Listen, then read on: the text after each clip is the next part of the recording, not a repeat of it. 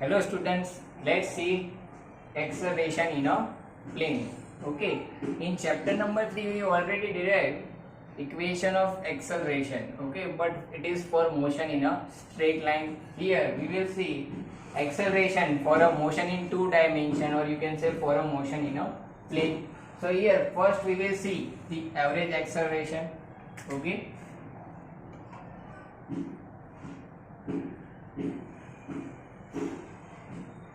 चलो बच्चों, तो एवरेज एक्सेलरेशन क्या होता है? आई होप आपको ऑलरेडी पता है, चैप्टर नंबर 3 में देखा है कि average acceleration is defined as what? Ratio of change in velocity to time interval. So we can say it is defined as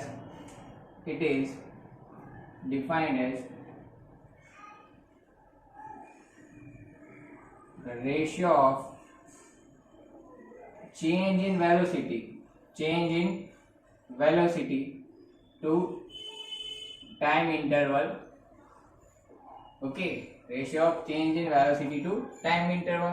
In the theory of velocity in a plane, we already see that if time interval delta t, if change in velocity is delta v, then we can say average acceleration is what? It is the ratio of delta v to delta t. So here we can say if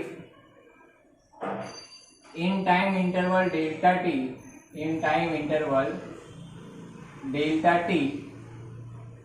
change in velocity is delta v, then average acceleration, okay, is given by ratio of delta v to delta t. Okay, but we know that delta v is what? It is the change in velocity. It is what? Change in velocity. So delta v हमने देखा था क्या होता है? v x I cap plus v y j cap. अपन क्या है? Delta t. Velocity के कंपोनेंट्स हमने देखे along x direction and y direction, that is v x and v y. So इसको हम लोग लिख सकते हैं delta v x by delta t I cap plus delta v y by delta t j cap. चलो, तो ये क्या हो गया? Change in velocity in x direction to time interval. So here we can say it is acceleration in x direction, change in velocity to time interval. यहाँ पे आप देखो change in velocity in y direction to time interval, तो इसको बोल सकते हैं acceleration in y direction. तो ये हो गया average acceleration. ठीक है, तो यहाँ पे हम लोग बोल सकते हैं कि ax and ay क्या है? acceleration in x direction and acceleration in y direction respectively. And here ax is equal to, we can say, delta vx by delta t, and ay is equal to what? Delta vy by delta t. You can also write that average acceleration is sum of vector ax and vector ay. Okay, so it is the equation of average acceleration, and from this equation we can say the direction of average acceleration is always along the what? Direction of average velocity. Change in velocity, not a average velocity, it will always along what? Change in velocity. तो average acceleration की direction कहाँ पे होती है? Along velocity? No, it is along change in velocity. Acceleration की direction कहाँ पे होगी? Change in velocity की direction में होगी. जैसे average velocity की direction कहाँ पे थी? Along change in position, that is displacement. तो एवरेज वेलोसिटी की डायरेक्शन डिस्प्लेसमेंट वेक्टर की डायरेक्शन में थी. सेम यहाँ पे एवरेज एक्सेलरेशन की डायरेक्शन कहाँ पे होगी? चेंज इन वेलोसिटी की डायरेक्शन में होगी. ठीक है, चलो next we will see instantaneous acceleration.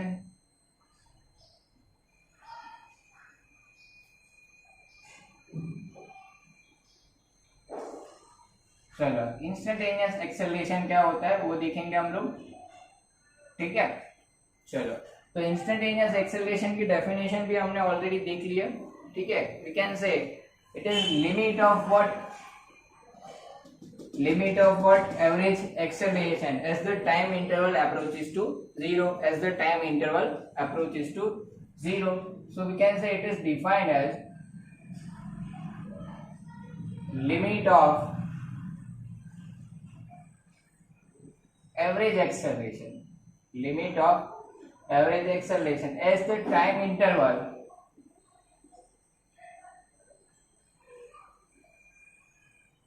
approaches to 0, means we can say delta t is tends to 0.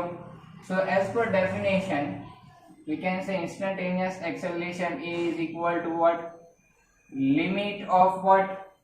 Average acceleration, means limit of delta v by delta t. It is indicates average acceleration. You can see that as the time interval approaches to 0, means we can say delta t tends to 0.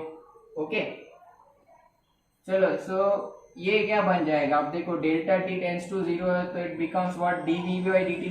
ये क्या बन जाएगा? dv by dt. Differentiation of velocity with respect to time gives us what?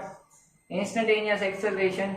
Okay, now you know that velocity vector v is equal to what? Vx I cap plus Vy j cap. So I can write d by dt of Vx I cap plus d by dt of Vy j cap. So here dvx by dt ये क्या बन जाएगा? Differentiation of x component of velocity with respect to time gives us what? Acceleration in x direction I cap as it is. और ये dvy by dt आपको क्या देगा? Acceleration in y direction और j cap as it is. तो ये होगा acceleration A.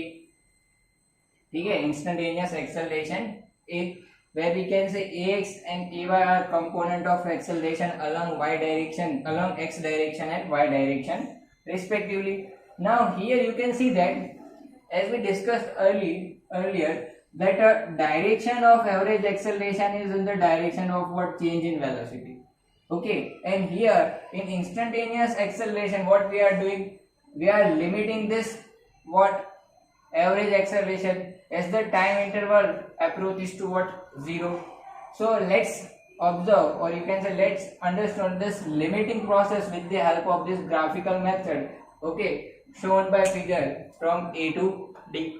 Okay, so here let's see this limiting process. In this figure A to D you can see that a curved path. Okay, it is the path of motion of object, or you can say object is moving on a curved path, which is shown from figure A to D. Okay, here let any instant of time t, particle is at point P. Okay, from the theory of velocity in a plane we already know that at any instant, or you can say at any point, direction of tangent, or you can say tangent gives what? Direction of velocity at that point. तो अगर P point पे आप देखो velocity की direction तो कहाँ पे होगी? अलॉन्ग टेंजेंट ये डायरेक्शन में होगी. तो हर एक फिगर में आप देखो P पॉइंट वो आपका इनिशियल पोजीशन है, तो वहां पे वेलोसिटी की डायरेक्शन अलॉन्ग टेंजेंट क्या की है? रिप्रेजेंट की हुई है. Then after let position of particle on this path is P1, P2 and P3 after time interval delta t1, delta t2 and delta t3 respectively. So here we can say P1, P2 and P3 are the position of particle, or you can say of object. Okay, after time interval delta t1, delta t2 and delta t3 respectively. तो पहले figure में देखते हैं यहाँ पर delta t1 के बाद particle यहाँ p1 पे. अब यहाँ पे आपको वेलोसिटी वेक्टर चाहिए, ठीक है, तो वो कहाँ पे होगा? Along tangent. तो यहाँ पे देखो along tangent velocity vector v dash मिल गया. ठीक है, सेम एज p2 और p3 पे भी पोजीशन वेक्टर वेलोसिटी वेक्टर कहाँ पे होगा? Along tangent. ठीक है, तो ये p है वो इनिशियल पोजीशन है. ठीक है, और p1, p2 और p3 क्या है? फाइनल पोजीशन है after time interval delta t1, delta t2 and delta t3. तो इनिशियल और फाइनल पोजीशन पे हमारे पास क्या है? आप देख सकते हो वेलोसिटी वेक्टर्स है. इनिशियल पोजीशन पे वेलोसिटी वेक्टर v है और फाइनल पोजीशन पे जो वेलोसिटी वेक्टर है वो कौन सा है? v डैश है.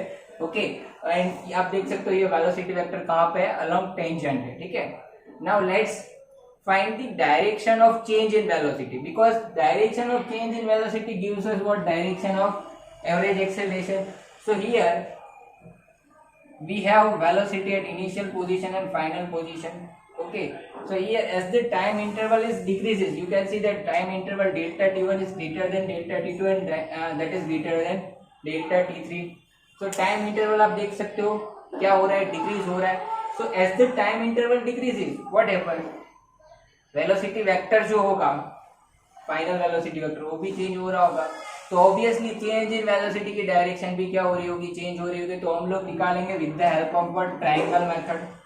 ठीक है, triangle method of vector addition. तो ट्रायंगल मेथड से वेक्टर एडिशन से हम लोग निकालना है, तो हमें पहले पता है कि डेल्टा वी क्या होता है, v dash minus v, final velocity minus initial position vector. ठीक है, velocity vector. So v dash क्या होगा, वी डैश को यहाँ पे सब्जेक्ट बनाऊंगा तो क्या होगा, डेल्टा वी प्लस वी। ठीक है, तो वी डैश जो होगा वो क्या होगा, डेल्टा वी प्लस वी। मतलब डेल्टा वी और वी का हेड टू टेल से हम लोग क्या निकालेंगे, फाइनल निकालेंगे, और वो क्या हो बनेगा, वी डैश बनेगा। तो यहाँ पे देखो, ये वी या आपका वी डैश है। ठीक है, तो ये इनिशियल वेलोसिटी, ये फाइनल वेलोसिटी। ठीक है, तो ये ट्रायंगल मेथड हमने यहाँ पे ट्रायंगल ड्रॉ किया। देखो इसमें initial velocity as it is draw की है, फाइनल वेलोसिटी वी डैश भी एज इट इज है। तो चेंज इन वेलोसिटी वेक्टर कहाँ पे होगा, फ्रॉम इनिशियल वेलोसिटी से फाइनल वेलोसिटी तक, ये डायरेक्शन में। तो ये आपका क्या हो गया, डेल्टा वी।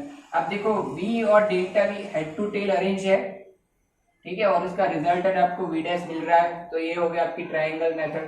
तो ये बनी आपकी डेल्टा वी की डायरेक्शन। तो ऑब्वियसली एक्सेलरेशन जो होगा वो भी क्या होगा, ये डायरेक्शन में ही होगा। हम लोग बोल सकते हैं कि एक्सेलरेशन जो होगा कहाँ पे होगा, चेंज इन वेलोसिटी की डायरेक्शन में होगा। सेम एज ट्रायंगल लॉ से फिगर बी और सी में भी हमने कहा क्या निकाला है, चेंज इन वेलोसिटी की डायरेक्शन निकाली है। तो आप देख सकते हो कि जैसे टाइम इंटरवल क्या हो रहा है, डिक्रीज हो रहा है, चेंज इन वेलोसिटी की डायरेक्शन जो है वो भी क्या हो रही है, चेंज हो रही है। And here we can say it is what, direction of acceleration. ये जो होगा वो क्या होगा, एक्सेलरेशन का डायरेक्शन होगा।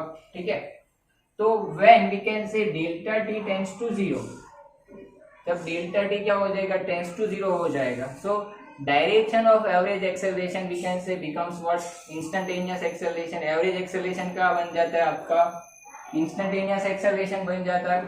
ठीक है, तो यहाँ पे देखो लास्ट फिगर डी में ये इनिशियल वेलोसिटी वेक्टर था, अब डेल्टा टी क्या कर रहे हो, एकदम जीरो कर रहे हो। तो एक्सेलरेशन की डायरेक्शन ये वाली हमने ड्रॉ कर ली। ठीक है, तो ये ए है, ये बी है। तो ऑब्वियसली यहाँ पे देखो v और a के बीच में क्या है, एंगल थीटा है। ठीक है, for motion in one dimension we know that direction of acceleration is always along velocity vector, but over here for motion in two dimension you can see that direction between velocity vector and acceleration vector can be at any angle between 0 to 180 degree. मतलब velocity vector और acceleration vector के बीच में कोई भी angle हो सकता है 0 से 180 तक का। So here it is not necessary that acceleration is always along the direction of velocity, but we can say that direction of acceleration is along what, direction of change in velocity, or you can say is in the direction of vector delta v. Okay.